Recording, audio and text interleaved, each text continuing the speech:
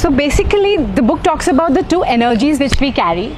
I'm not the first person to talk about this. This has been there forever, and all the the scholars and big rishi munis, everybody has spoken about the two energies in us: the Ida Pingla, the masculine, feminine. The Chinese philosophers called it yin and yang, and that's what the divine masculine and the divine feminine, the Shiva and Shakti, which my book talks about. So it's about basically bringing these both energies, the divine masculine and divine feminine energies, in balance within us, so that we can manifest a relationship which is balanced and actually manifest true love out of that.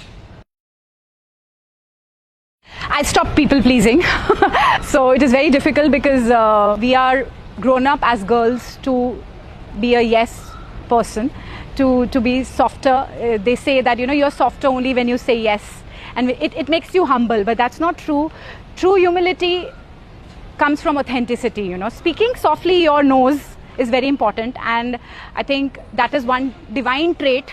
To say no when you want to say no is what I learned.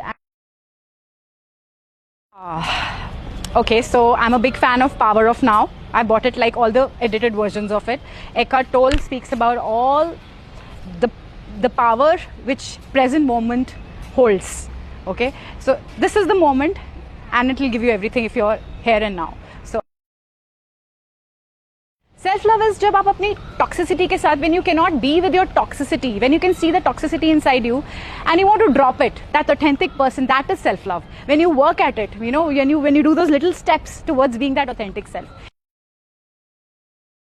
See, it's a brotherhood of writers, so I like, or sisterhood of writers, because it's a feminine energy to express art and all. So I like being here, and I love the hospitality of Delhi Literature Festival.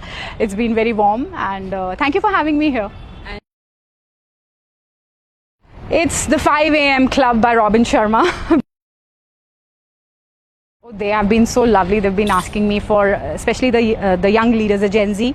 They're already loving the thoughts, and as I told you, they're ready for the change. The Westerners are ready for the change. This book, actually, I want it to go abroad, because see, they are lapping up yoga as if it was theirs. So I think they're going to love Vipassana, because it's a deeper yoga. It's a deeper union. So it's for the modern generation who are just lost. Elif Shafak, because the 40 rules of love, I love it.